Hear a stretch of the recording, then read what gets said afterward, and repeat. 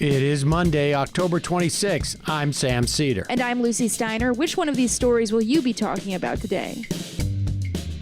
Senate Republicans are expected to confirm Amy Coney Barrett to the Supreme Court as early as today, after defeating a Democratic filibuster on Sunday evening and setting up a full vote for Monday afternoon. Meanwhile, Armenia and Azerbaijan agreed to a U.S.-brokered ceasefire after weeks of fierce fighting over disputed region. Previous ceasefires have been, shall we say, temporary. And lastly, a fresh COVID outbreak hits the executive branch, this time running rampant among Mike Pence's staff. You're listening to Majority.fm's AM Quickie, and these are the stories you need to know.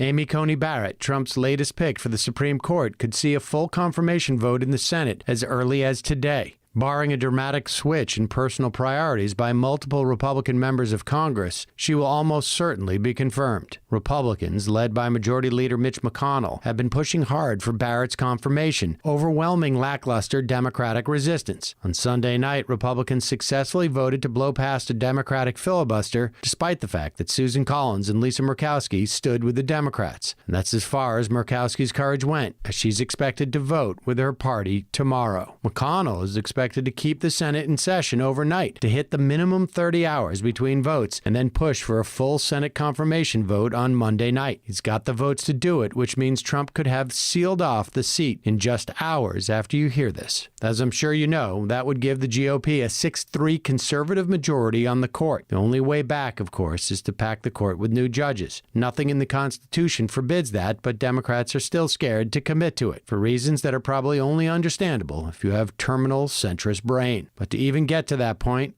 we've got to take the White House and take the Senate back. Armenia and Azerbaijan have agreed to a ceasefire brokered by the U.S. that should have begun by the time you're hearing this. The State Department released a statement on Sunday announcing that leaders from both countries had agreed to, quote, humanitarian ceasefire in the conflict which flared up dramatically at the end of September. The two countries have been in conflict over the semi-autonomous contested region of Nagorno-Karabakh, which is internationally recognized as part of Azerbaijan, even though most of its inhabitants are Armenian. In late September, the Azerbaijan military launched major strikes against Nagorno-Karabakh, prompting the Armenian military to retaliate. Politics of the region are chaotic and ugly, as both parties are backed by various rival regional powers. Azerbaijan, for instance, is heavily supported by Turkey and has used indiscriminate shelling and banned clustered munitions against civilian populations in the region. Armenian forces have also shelled Ganja, Azerbaijan's second-largest city, killing numerous civilians as well. Conflict has been simmering for decades, with tensions periodically flaring up. The recent clashes are the most severe in years. Could be that the Trump administration is just looking for a foreign policy feather in its cap right before the election, but any pause in the violence will be a relief for civilians living near the front lines.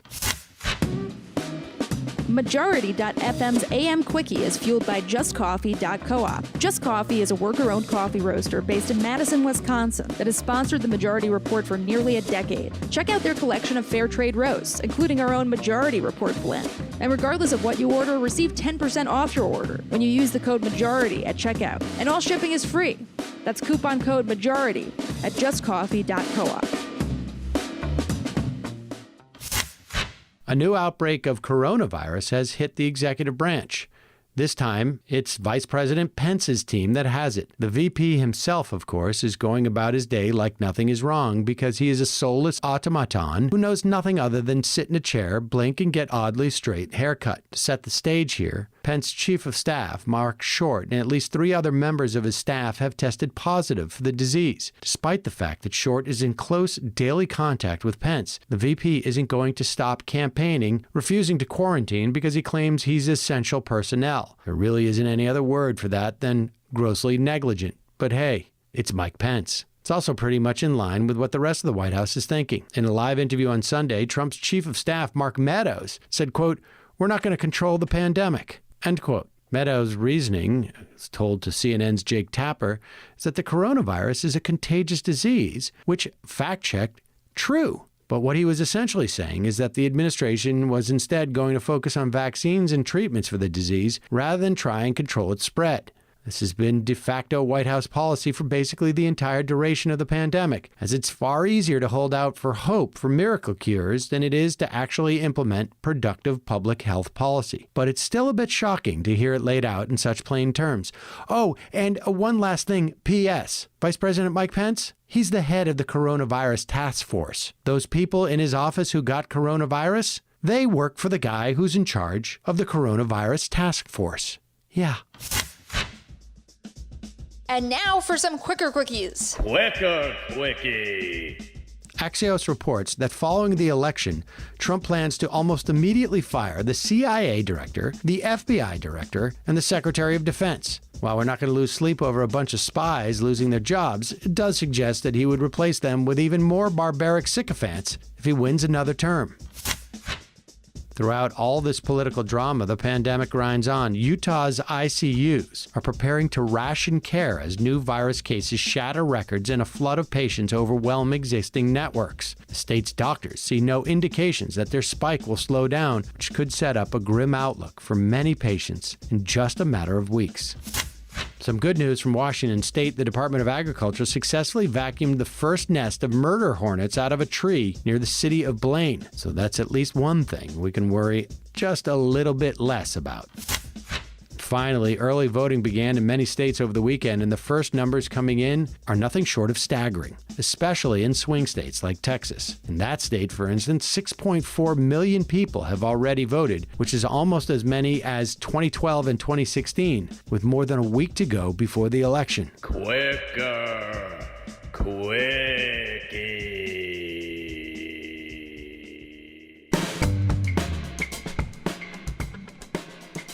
Check out the Majority Report live today at noon at majority.fm, or then later as a podcast wherever it is that you happen to get your podcasts.